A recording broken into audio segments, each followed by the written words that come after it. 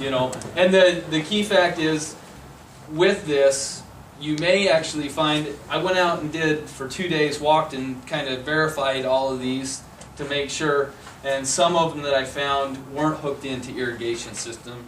They were just a standpipe, to where they may not actually even want you to hook into that because they have hose bibs on the house that are already hooked to the potable water system.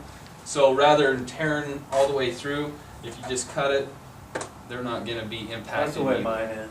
And so, you know, but I did account for everybody. And so that's why I'm saying that I'm going to be the high bid on this, because I'm accounting for everybody. What are we going to do with the, are we just going to stub it, the secondary system, or are we going to cut it back to the... What I have planned right now is, because it's going to be just shut down, but as a secondary measure, this line would actually come in on the other side of this. They'll be able to turn off this valve and hook in, but then we'll cut that and actually put a cap, so that for some reason, if water does get back into this, it won't be seeping through there. It would be a cap system. So We don't want to remove it, do I wouldn't remove it. I'd just abandon it and cap it right Yeah. there. Tom had it down, we? You've got a question now? Have you, how many people in Bunkerville are hooked up to the secondary system? Right. Are paying bills on it? We had 188 were on a detail number 1, and then 45 that would have been with this situation. So I think that was 233. Now some of those were multiple. Some houses had like a secondary service on it. So that's why we may be getting up that Our high. numbers are a little off because on the report we showed 212. Is that right? Yeah. 212 So current people that 200 are paid for. So some of those people, all of them don't have current hookup or Yeah, current using Correct. a secondary Like system. I already converted mine, so... And that's kind The of, boxes might still be there on some, but they might. Well, these were from the actual ones that we got from the water district, just past users.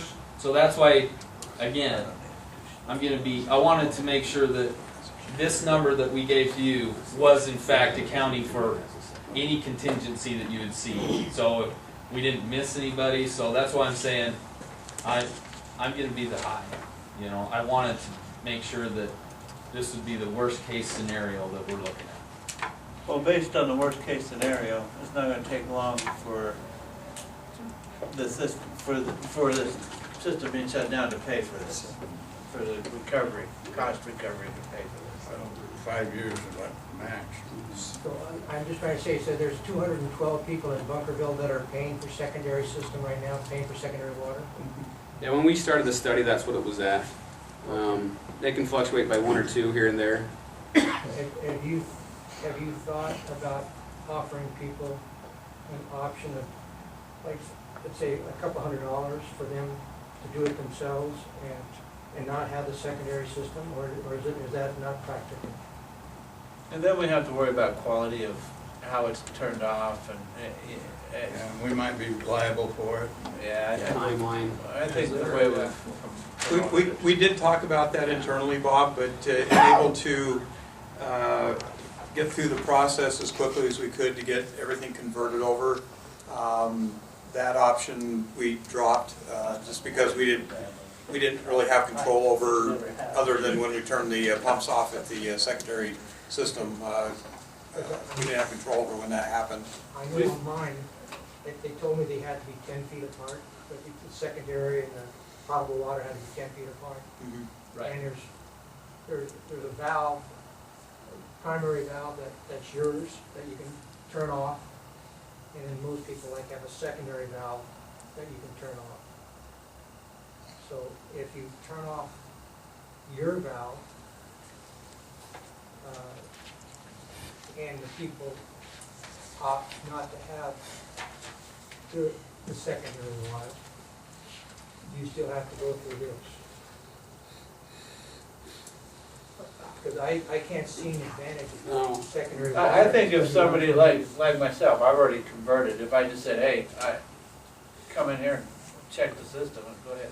Yeah, I think, my understanding is part of the intention, at least the recommendation would be that we send out to the secondary users a kind of a letter agreement that allows anyone who doesn't want to go through this conversion process to opt out, to where we won't send out a contractor, the district won't send out a contractor to do this process and convert the system over for them.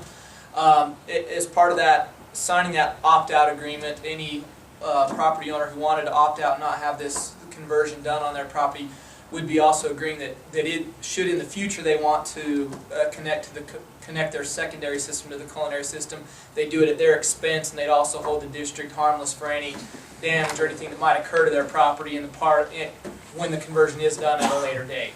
So my understanding is you're not offering people any incentive not to spend a lot of money, is that correct? Yeah, it's a big incentive, we're gonna do it for them. Yeah. Well, the district is planning to cover the cost to do this conversion, which means that there is no cost to anyone who takes part in it currently. I know that, And I'm we're just saying, reducing the water rates. it'd be nice to save you guys some money if you were to tell people, if you don't do this, here's $100 or something like Oh. that. You see what I'm talking about right now? It's gonna cost you quite a bit of money.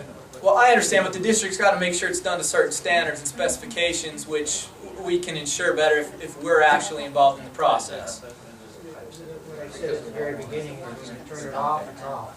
Well, I understand, but if you can see, it's going to be connected to the culinary system this way. I mean, it's going to the red line's joining the blue line in this scenario. It's going to be connected to the culinary system. We've got to make sure there's controls and stuff in place as far as commingling the systems. Right, what you're saying is you could turn off this secondary line, but the people that are going to connect, they're going to connect to this one that's always on. Yeah. So it doesn't matter if you turn this one off, because they're going to connect to that one and come in. So this is the line you got to protect. That's why we're saying we put double check valves in this. There'll be no cross-contamination. So, yeah, offering them this, because you're going to turn it off anyways, doesn't really give them... The backflow alone's how much? $115 for the, So, I mean, that's anti-siphon. it's Right. a big incentive, isn't it? So, and that way we know that it's taken care of. Yeah. I mean, we had somebody on our system that didn't have anti-siphon on. Last time we left it up to somebody And to that was tap the their own same pipes person. at Bunkerville, it Yeah. took a long time. I don't know that it happened until we went and did it ourselves, right? So, Okay, is there any other, Eric? One other issue, I don't know if, this may be for Forsgren, but I mean, especially in this type of scenario here where the red line's kind of beyond the sidewalk and stuff, there may be some circumstances where the connection's going to take place in an area that's outside the public utility easement, so I don't know if there's been any investigation as far as where the district may need some additional easement or right-of-ways in place. Well, to, that's what we kind of talked about, and I believe, I thought that was in the letter that... yeah, in that I plan letter, to have it in have the to letter, be- but I don't know if we... These would all be outside of the Yeah. construction. Anything They beyond the would back have of to, the they sidewalk. would have to sign permission. Exactly. Yeah. Back of the sidewalk is the end of the easement. You're absolutely right. Anything that happens like this has to be addressed. Well, in the I letter. understand it'll be in the opt-in and opt-out letter as far as if we're going to opt in, but as far as then getting the legals and stuff, we may need to actually put stuff in place to... Yeah, that, if Just we... CYA. Yeah. We could talk Contact about the that district. offline, but we may want to just talk a standard distance from the Just public standard right-of-way. distance like the Like- grants, so maybe extended a certain feet Like a beyond... 20 or 30 feet into, from the, we could talk about that in a different setting, Yeah. It's just a construction easement? Temporary. Yeah. And we It's may have to temporary. modify it per, there may be a unique case that we have It's to. a temporary construction easement. Mhm. Yeah, because I mean, I guess the intent will still be that they'll own it on the other side of the meter, so we won't need it permanently, it's just a matter of... Well, there are a few instances, say At like my at your dad's. dad's house, Yeah. where that lot goes all the way back, so... So, yeah.